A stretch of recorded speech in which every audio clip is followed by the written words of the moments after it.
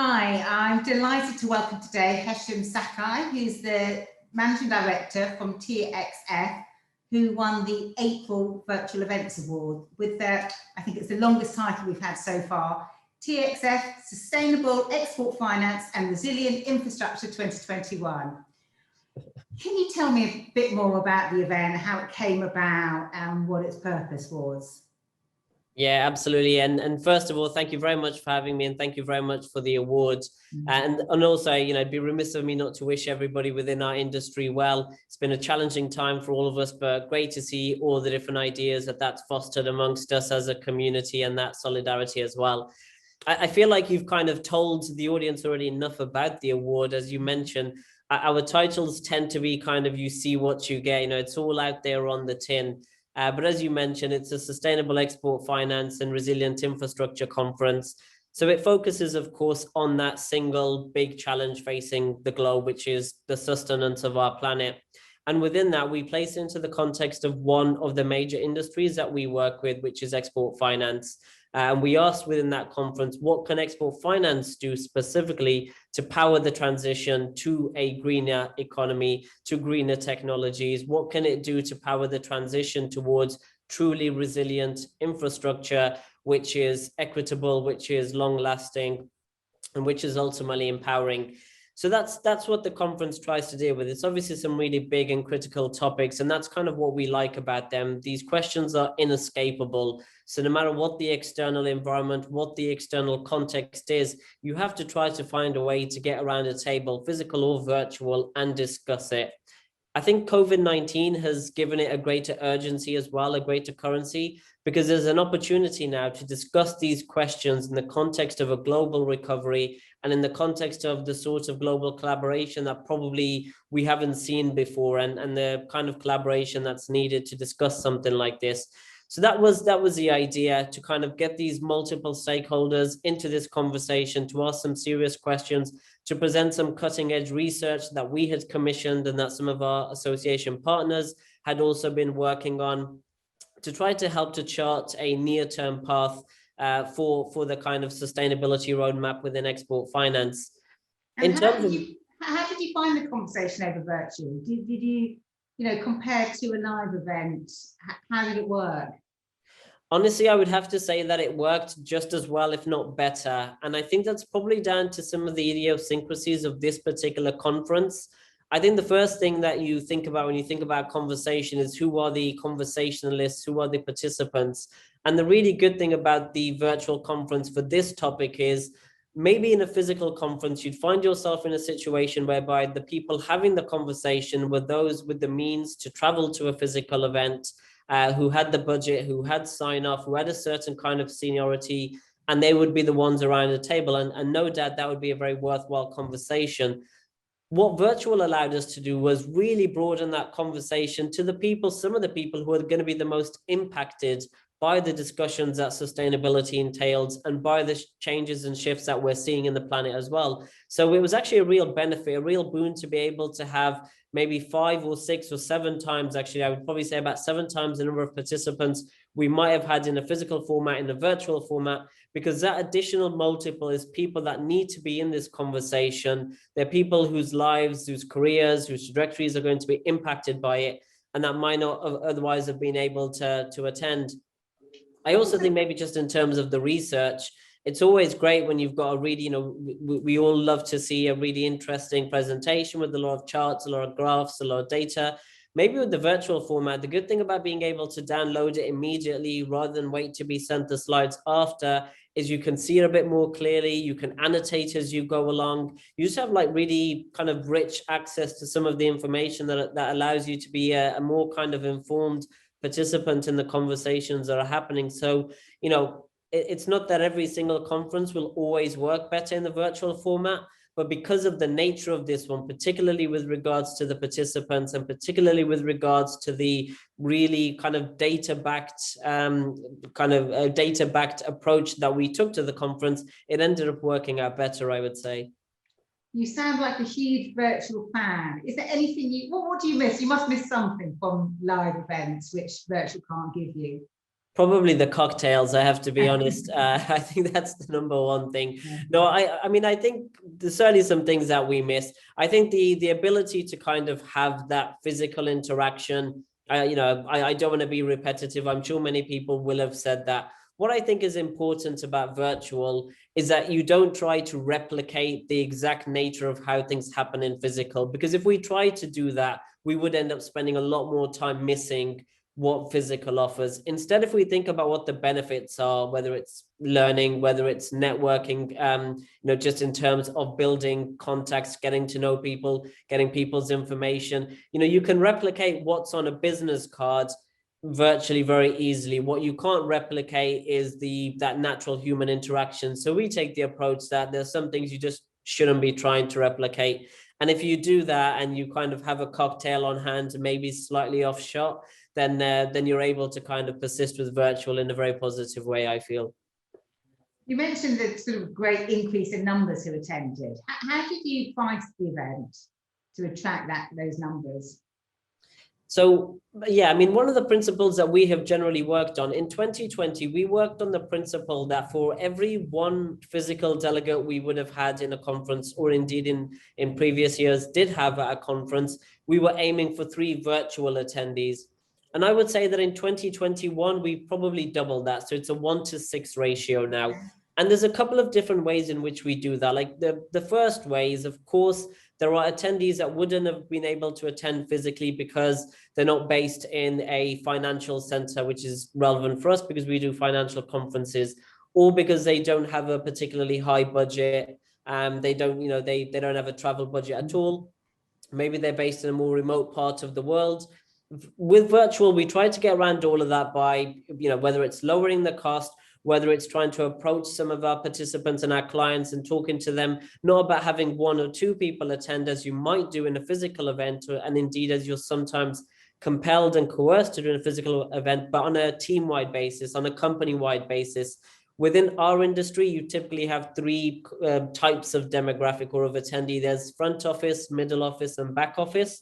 You would never get middle and back office attendees at a physical conference. But because we can add more content at lower cost in a virtual conference, we've really broadened that, and we've invited our clients to invite their middle office and their back office team. So by just thinking about, you know, changing the way we think about who a conference is for, you're really able to massively expand the amount of people that you're able to have in there. And again, genuinely, I think that does make the conversations richer. It makes the perspectives just much more rounded as well. And I presume your sponsors are happy to have more people in the room. They are. I mean, they're definitely happier to have more people in the room, but I think that probably brings us on to one of the key points, and one of the things I think it's incumbent upon all of us to try to really crack, which is sort of this data reporting and analyzing and statistics. It always seems very easy and very straightforward. So while you're doing a virtual conference, you should be able to have a huge amount of data. And to a certain extent, that's absolutely true. But what you want to be sending sponsors, and what we're trying to send sponsors, is a huge amount of relevant data. So it's not particularly of interest to them if I was to say to them, look, we might have had 200 people in a physical conference. Now we've got 1,200. They want to know who from that 1,200 is relevant to them, who attended their session, who visited their stand, who are people that they can potentially do business with, and so on. So you certainly start from this point, as you say, where the sponsors are happy, and then you just have to work with them to kind of tailor and kind of hone, if you like, that happiness in the particular direction of whatever their KPIs might be. But you're starting from a position of strength in that regard, and that's definitely one of the benefits that we're heavily trying to promote.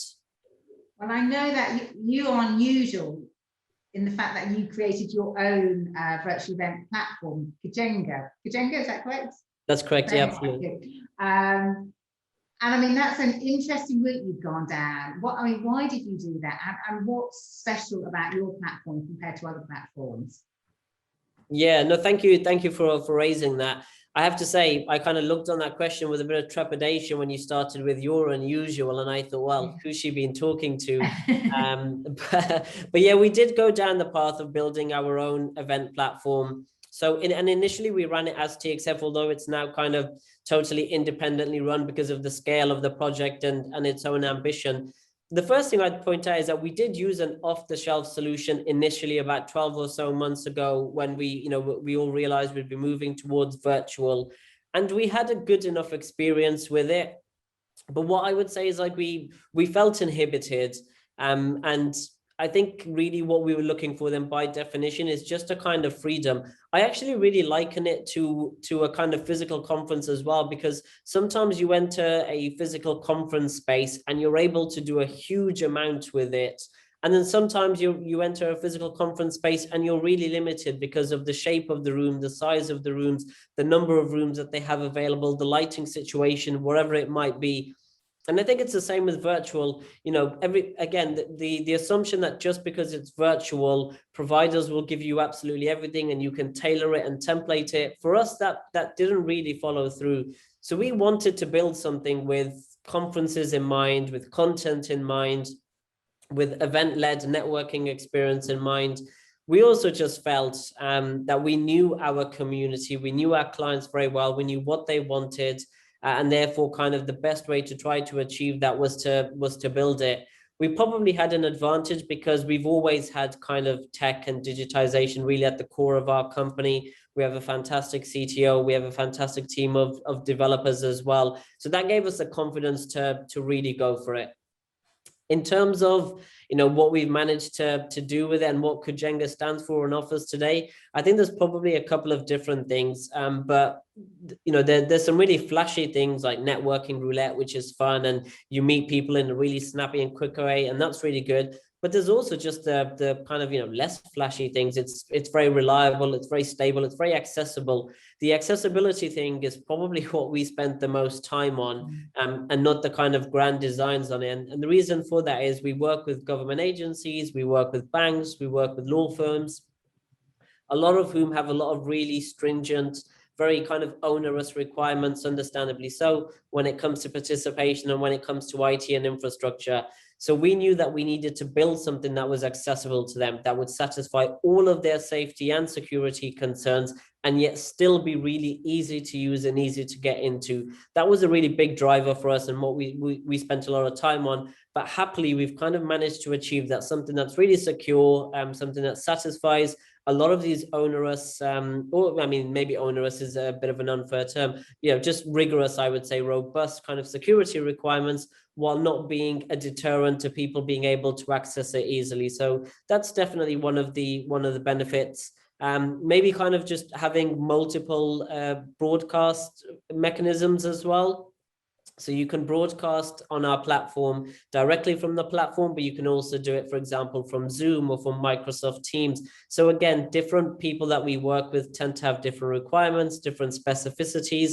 But because we've built something that's, it can leverage different portals and platforms, it just makes it a little bit easier for everybody. But yeah, that's the kind of, that's the kind of technical side of it, if you like. I personally just like the fact that we can add whichever emojis we want as reactions to comments. You can add as many polls as you like. You can have people able to kind of write notes and download their notes straight away. As soon as there's a presentation, people can download it, annotate it as they go along. So just those sorts of things that makes it worth doing something live. How did you use it in the entry? Can you give us some examples? I mean, particularly on the engagement side, and explain a little bit how your roulette works to people who haven't experienced it. Yeah, absolutely. So from a networking perspective, I think roulette is one of the things that's captured the imagination a fair bit. So the way it works is, it tries to kind of give you that spontaneous networking that you might have if you go to a cocktail reception and there's a couple of people sat around a table that you don't know. So I can just click participate on networking roulette when the session is live.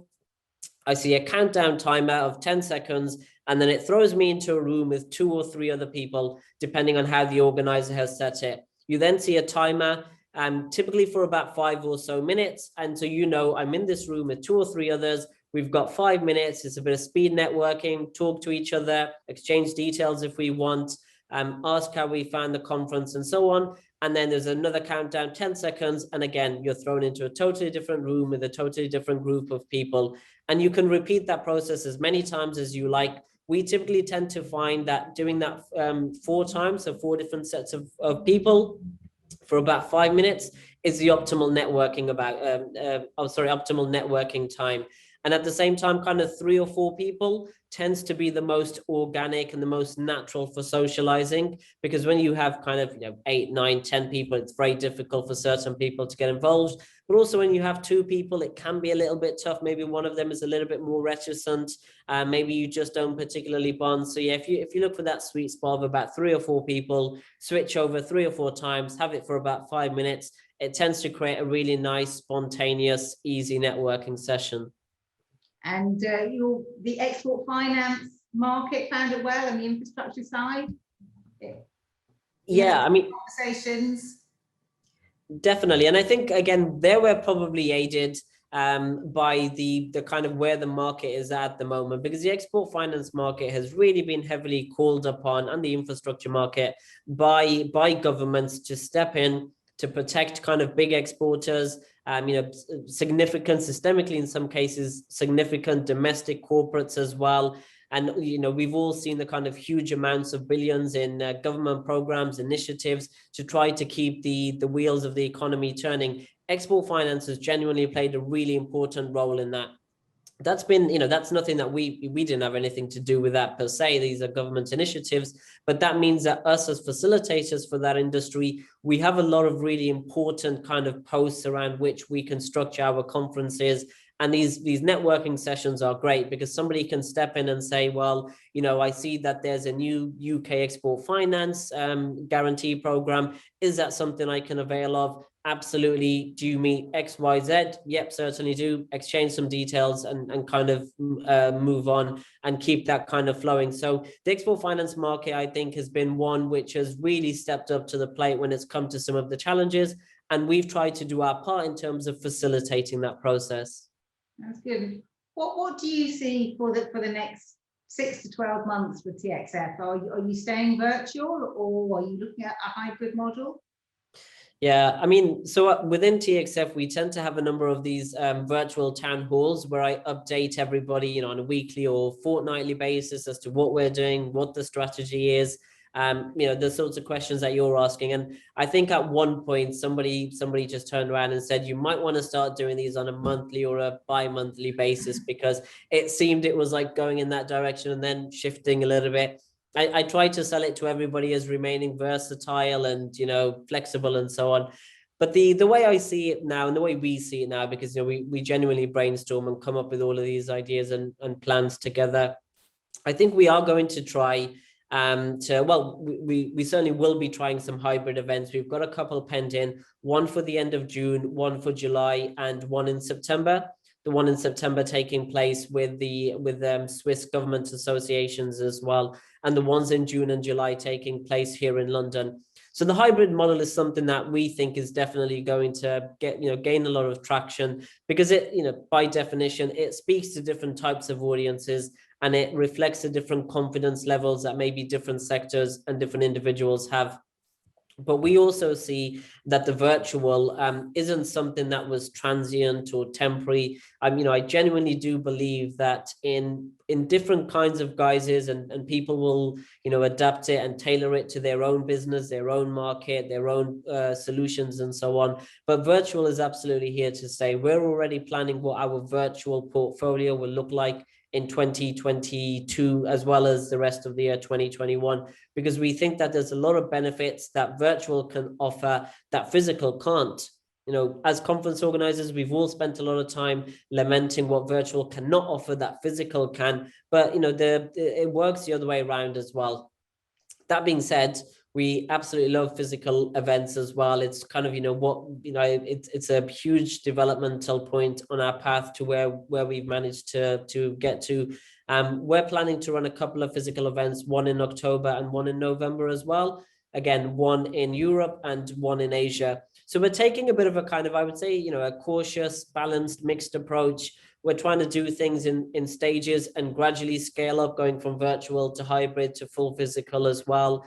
If we're able to do full physical, I think that would be really great, because the market is determined to see each other again. There are only certain things that, a certain kind of trust that you can only really build in person. And that's really important for the kinds of deal making that our community and our physical event attendees really value and cherish as well. So that will be our process, and, you know, kind of fingers crossed we're able to execute it.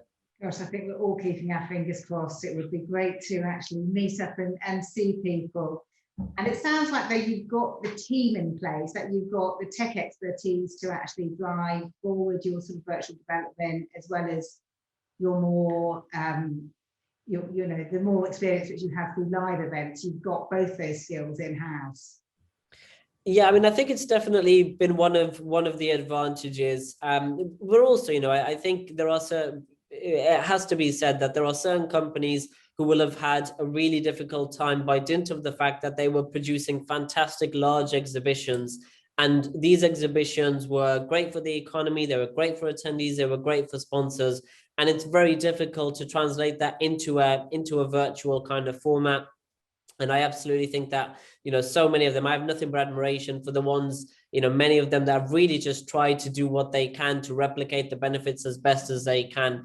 For us, of course, like, it's been a little bit different, and we've tried to use the advantages that we have to try to be a little bit more nimble, to use our tech expertise and our background.